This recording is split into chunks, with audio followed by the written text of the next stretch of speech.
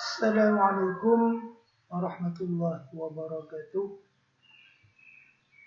Selamat berjumpa. Salam perkenalan. Nama saya Ainul Yakin, meskipun dalam ijazah tertulis Ainul. Dalam pertemuan kali ini saya akan menjelaskan dulu tentang makna belajar biar ada satu pemahaman yang utuh antara mahasiswa dan dosen, sehingga dari pemahaman ini bisa dijadikan pedoman dalam proses perkuliahan ke depan. Jadi makna belajar yang saya maksud ini adalah makna belajar yang konstitusional, makna belajar yang punya pijakan hukum, bukan makna belajar yang bersifat subjektif. Karena itu rujukan hukum yang saya pakai adalah makna belajar, pengertian belajar yang termaktub dalam Undang-Undang Sistem Pendidikan Nasional Nomor 20 Tahun 2003. Jadi apa sebenarnya belajar? Atau kuliah lah sama. Belajar itu sebenarnya merupakan proses interaksi. Jadi proses interaksi antara peserta didik dengan pendidik. Jadi undang-undang menyebut dulu peserta didik. Jadi interaksi itu mestinya ini muncul duluan dari peserta didik, karena disebut duluan dengan pendidik dan sumber belajar. Jadi belajar itu bukan mendengarkan melulu tok kayak lama itu bukan. Belajar itu bukan saudara catat buku sampai habis gaya dulu juga bukan. Tapi interaksi. Jadi harus ada interaksi antara dosen dan mahasiswa, dan interaksi itu harus dalam lingkungan belajar. Kenapa? Bisa saja interaksi itu interaksi yang bersifat trading. Misalkan dagang online lah, atau Anda ada bisnis dengan dosennya, itu kan bisa jadi. Atau bisa interaksi yang sifatnya lebih sensual, romantis, misalnya terjadi proses interaksi yang sifatnya romantis antara dosen dan mahasiswa, itu bisa jadi. Bukan itu yang dikatakan proses belajar. Jadi proses pembelajaran harus dalam lingkungan belajar. Kata bunyinya lingkungan belajar. Jadi Anda dikatakan belajar ketika sudah ada dua arah, komunikasi dua arah antara dosen dan mahasiswa, bahkan tiga arah, yaitu berdialog dengan sumber belajar. Bisa dengan buku, bisa dengan jurnal, bisa dengan lingkungan. Jadi dialog dengan buku, bukan sekedar baca buku, tapi dialog dengan buku. Jadi dosennya baca buku, mahasiswanya baca buku, kemudian ketika diinteraksikan dengan bentuk dialog akan menemukan proses pembelajaran dengan menemukan makna tertentu, makna suatu persoalan. Saat ini lebih bersifat one way show. Jadi dosennya aja yang show ini, belum lagi interaksi. Jadi kalau seperti ini terus, ini namanya bukan belajar. Makanya ketika ini selesai, misalkan saya menjelaskan ini, mestinya harus banyak masukan, pertanyakan, kontribusi pemikiran dari mahasiswa terhadap dosennya. Itu baru dikatakan suasana belajar. Ini termaktub dalam Undang-Undang Sistem Pendidikan Nasional Pasal 1 ayat 20. Kenapa saya harus menjelaskan tentang pengertian belajar, makna belajar? Karena sudah terjadi pergeseran pemahaman, pergeseran aksentuasi, pergeseran penekanan dalam proses pembelajaran. Di era now ini, di zaman now ini, bukan di era old, bukan di zaman old, tapi era kini. Dulu yang dikatakan dosen yang pintar mungkin bagaimana dia pintar mengajar. Sekarang bukan seperti itu lagi. Bukan lagi bagaimana dosen mengajar dengan baik, bukan itu lagi sekarang cara pemaknaannya. Tapi lebih bagaimana dosen itu bisa menggerakkan, memotivasi sehingga mahasiswa itu bisa belajar dengan baik. Jadi ketika ada seorang dosen dan sudah melakukan interaksi dengan mahasiswa, tapi mahasiswanya masih tetap dalam posisi pasif, tidak mau belajar, berarti itu sebuah proses pembelajaran yang gagal. Karena sekarang teaching bukan lagi transfer of knowledge, bukan lagi sekedar memindahkan suatu pemahaman atau ilmu dari seorang guru kepada mahasiswa, tapi lebih bagaimana misalkan seorang mahasiswa itu mencari, membangun dan mengkonstruksi pengetahuan dari apa yang dia alami. Jadi bahasanya mahasiswa harus punya pengalaman melalui keaktifannya, baca buku atau kerja di lapangan.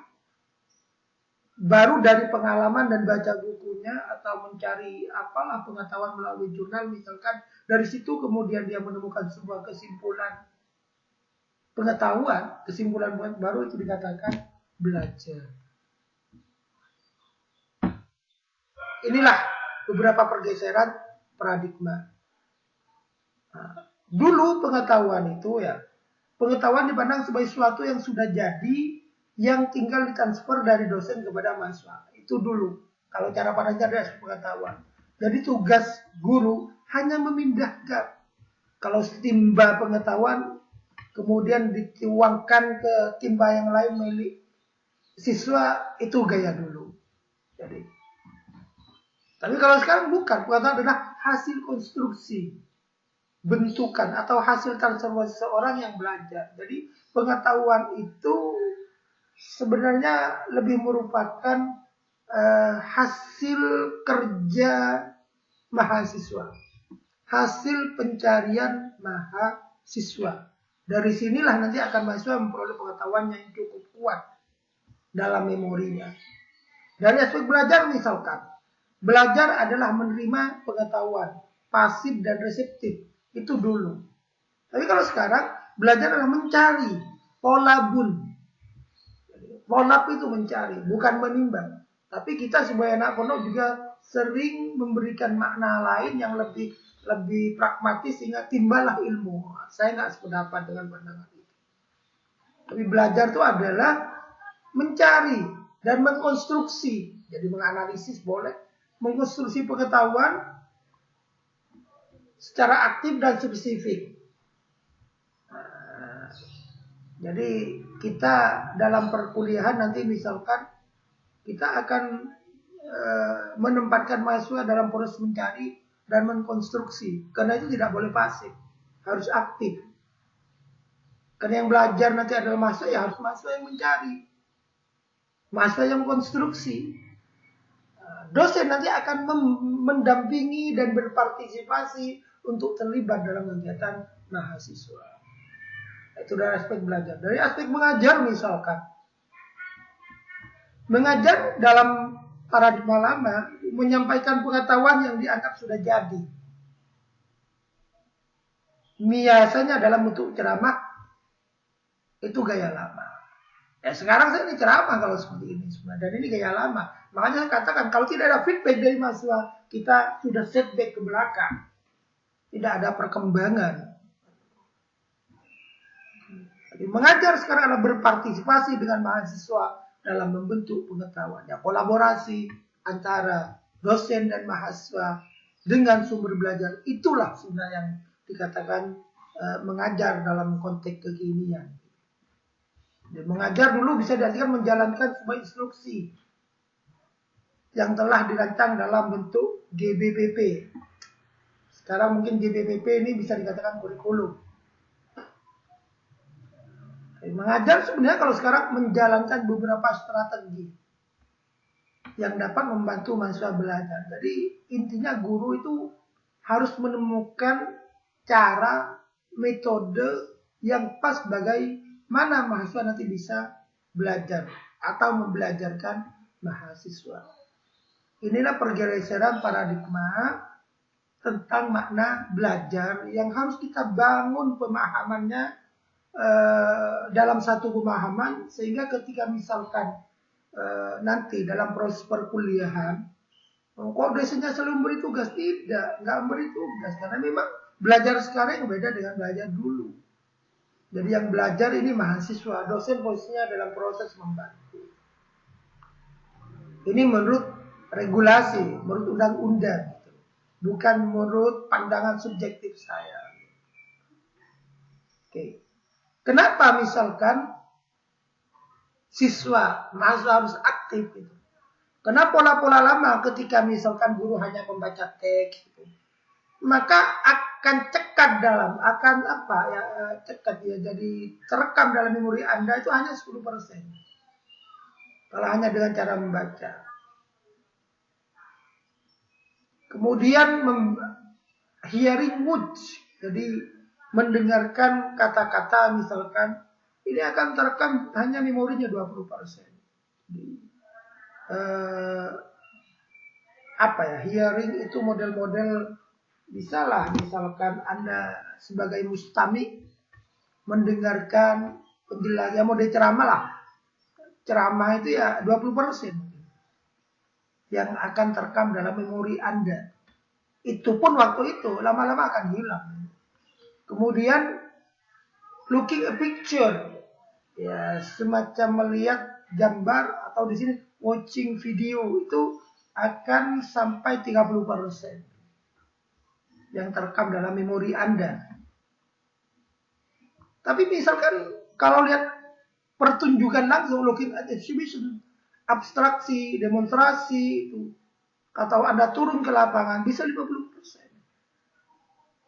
Jadi kalau ada action langsung, saudara terlibat di sana, tidak hanya melihat action langsung itu 50%. Jadi misalkan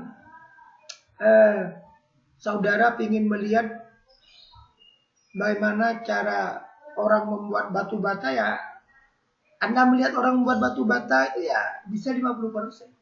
Tapi kalau Anda langsung partisipatif, Anda coba langsung coba batu-batu lah bahasanya, maka itu bisa 70%. Tapi kalau Anda langsung membuat sendiri bisa 90%. Nah, inilah kenapa makanya ketika misalkan Anda belajar, maka posisinya diusahakan di sini, doing the real thing, saya bisa mungkin, atau paling tidak di sini, participating in a discussion gitu. Sehingga bisa 70%. Ya paling parah di sinilah, watching a demonstration ini. Itu paling tidak seperti itu. Nah, jadi ini nih logika psikologisnya kenapa mahasiswa harus aktif. Oke, sekarang kita lanjutkan ketentuan pelaksanaan pembelajaran menurut standar nasional dikti. Direktorat Pendidikan Tinggi. Oke. Beban belajar masa dinyatakan dalam pesawat SKS ini. Anda sudah paham dengan SKS, Sistem Kredit Semester. Kemudian semester merupakan satuan waktu proses pembelajaran efektif selama paling sedikit 16 minggu. Karena 1 minggu ada 1 pertemuan kita, berarti kita harus paling tidak harus ada 16 pertemuan dalam 1 semester. Kalau kita kurang dari 16 pertemuan, tapi ini termasuk ujian tengah semester dan UAS, maka kita sebenarnya tidak memenuhi target, tidak memenuhi standar minimal. Karena itu perkuliahan tatap muka dengan dosen dan kurang dari 14 pertemuan, karena selain UAS dan UTS, maka itu sebenarnya tidak sah. Proses perkuliahannya kurang gitu. termasuk ujian tengah semester dan ujian semester. Jadi ini yang saya mau tekankan. Jadi kita memang harus kuliah paling sedikit 14 pertemuan. Jadi 7 di UTS, 7 setelah UTS atau sebelum UAS. Ini yang akan kita jalani. Cuman yang lebih penting lagi ini sebenarnya. Jadi satu SKS ya. Satu SKS setara dengan 160 menit. Satu nih. Kalau 3 berarti lain lagi. Berarti 160 kali 3. Jadi satu SKS setara dengan 160 menit kegiatan belajar per minggu. Per semester dengan rincian 50 menit tatap muka, 50 menit tugas terstruktur, dan 60 menit tugas mandiri. Nah, kita harus sini dulu. Jadi tatap muka katanya 50 menit. Kalau 3 SKS kali 3, 150 menit perkuliahan tatap mukanya. Sama dengan 2,5 jam, 2 jam setengah lah gitu. Nah, ini yang kita lakukan ini sebenarnya. Termasuk sekarang ini misalnya seperti ini. Tapi ini yang jarang sebenarnya saudara lakukan oleh mahasiswa. Tugas terstrukturnya di sini 60 menit. Kali 3 SKS sama dengan 108, lebih banyak. Ini kan sama dengan 3 jam. Ini di luar forum. Jadi di luar tatap muka. Jadi mahasiswa harus banyak belajar. Makanya ini harus hanya bentuk tugas. Jadi tugasnya jauh lebih banyak daripada tatap muka. Lalu ketika dosen memberikan tugas kepada mahasiswa, salahkah dosen misalkan? Sebenarnya tidak, dia sedang mengingatkan manusia yang sedang lupa atau sedang lalai. Karena memang pijakan yuridisnya, pijakan konstitusionalnya, regulasinya yang menghendaki seperti ini. Makanya ketika sebenarnya pasti kalau ini dipakai dan konsisten, maka siswanya akan aktif. Tugas mandiri. Jadi ada tugas terstruktur, ada tugas mandiri. Apa tugas terstruktur? Tugas terstruktur biasanya itu yang langsung berkaitan dengan apa yang saya jelaskan. Apa yang saya jelaskan di tatap muka. Kalau tugas mandiri itu biasanya bisa langsung sebuah produk mungkin langsung produknya, atau bisa jadi tugasnya tidak harus diserahkan dalam waktu. Jadi kalau tugas terstruktur misalkan saya beri tugas hari ini, maka minggu depan harus diserahkan. Tapi kalau mandiri ada yang pemberian tugas, tapi bisa saja tugas itu masih diserahkan nanti pada saat UTS misalkan atau UAS. Jadi inilah sebenarnya betapa berat kalau kita mau konsisten kepada regulasi undang-undang yang ada tentang proses pembelajaran. Karena itu, karena memang beratnya beban belajar, perlu saya jelaskan ini sebagai proses membangun pemahaman yang sama tentang makna belajar, sehingga tidak ada kesan dosen itu mau memberatkan mahasiswa. Inilah yang saya katakan, sistem tidak akan memungkinkan mahasiswa itu hidupnya santai. Karena memang mahasiswa adalah generasi muda, generasi yang masih punya energi luar biasa, dan undang-undang pasti membaca itu, dan undang-undang pasti sudah melakukan perkiraan bahwa mahasiswa akan mampu melakukan semacam ini. Ini sekedar pengantar dulu untuk memberikan pemahaman yang sama antara mahasiswa dosen tentang makna belajar. Terima kasih atas perhatiannya.